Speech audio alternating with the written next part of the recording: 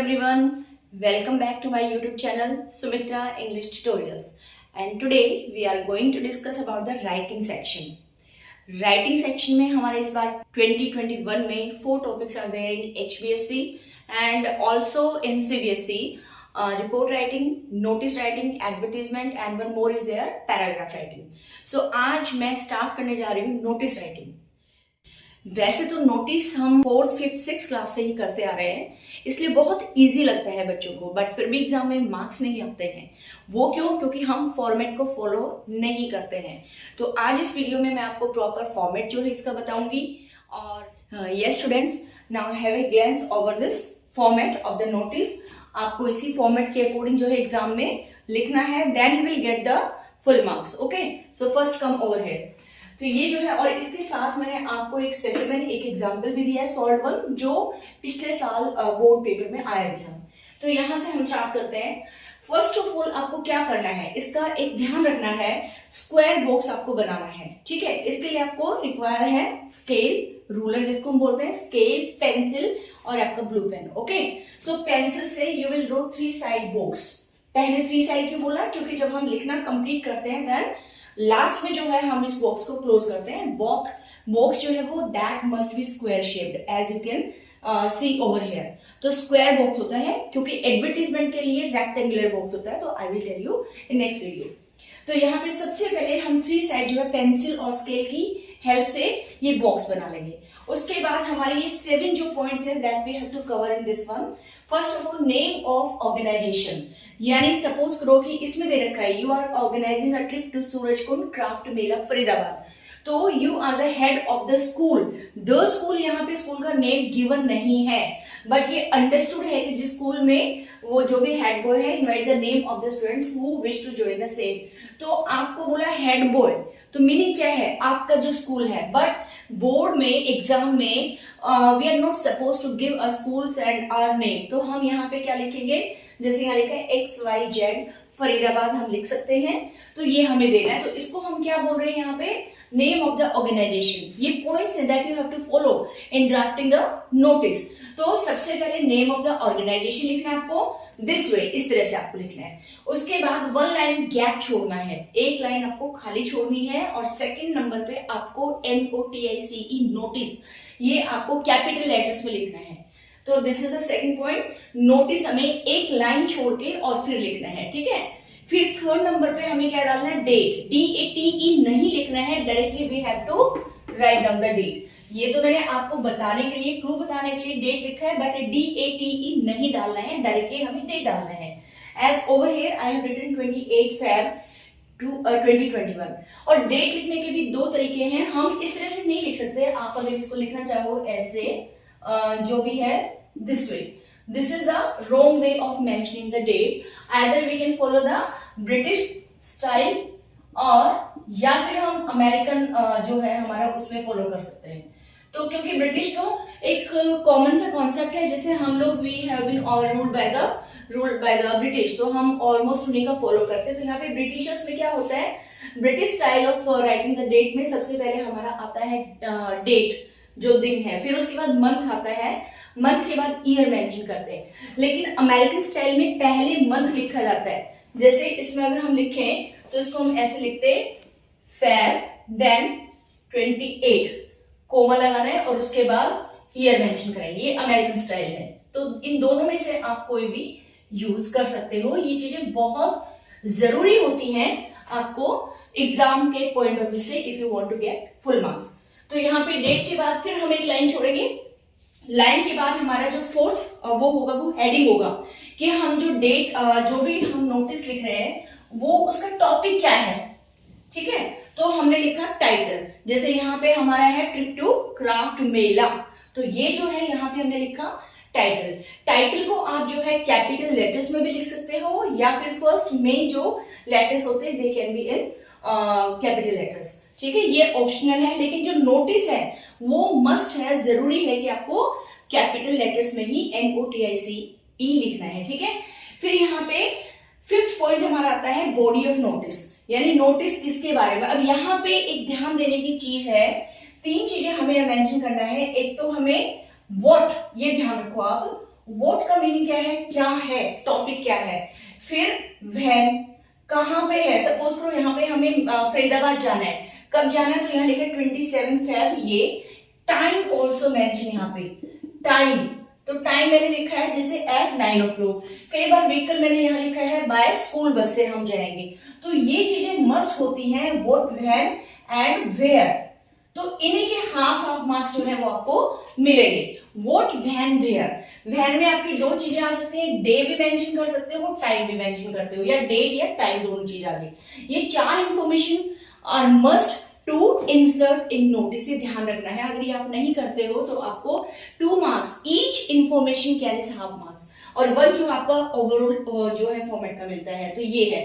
तो यहाँ पे व्हाट, व्हेन एंड वेयर, ये क्वेश्चंस आपको ध्यान रखने हैं। तो यहाँ पे जैसे what, our school is organising what, a trip to craft Mela Faridabad, what हो गया।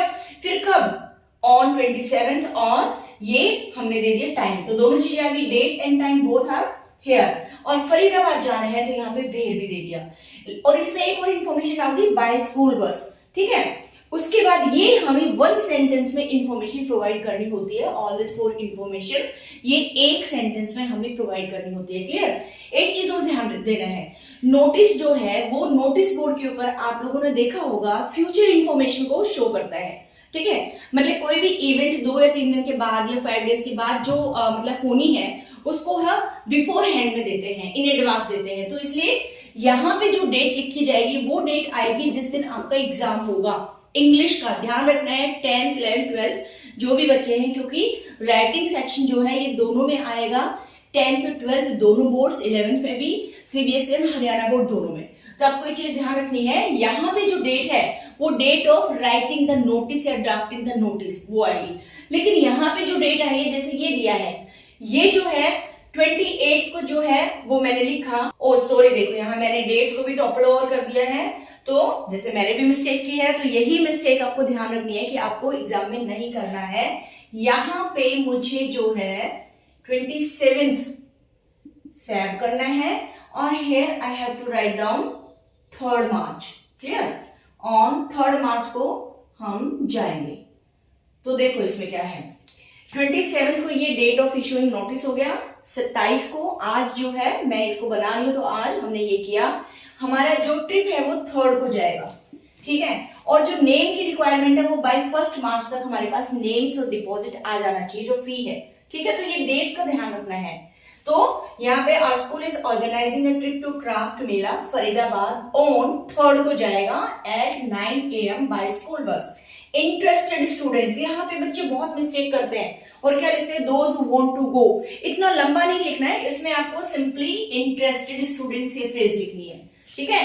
इच्छुक जो भी है, इंटरेस्टेड है, interested students must give, must क्यों लगा है, कंपल्सरी है, इसके बाद आपको कंसिडर नहीं किया जाएगा।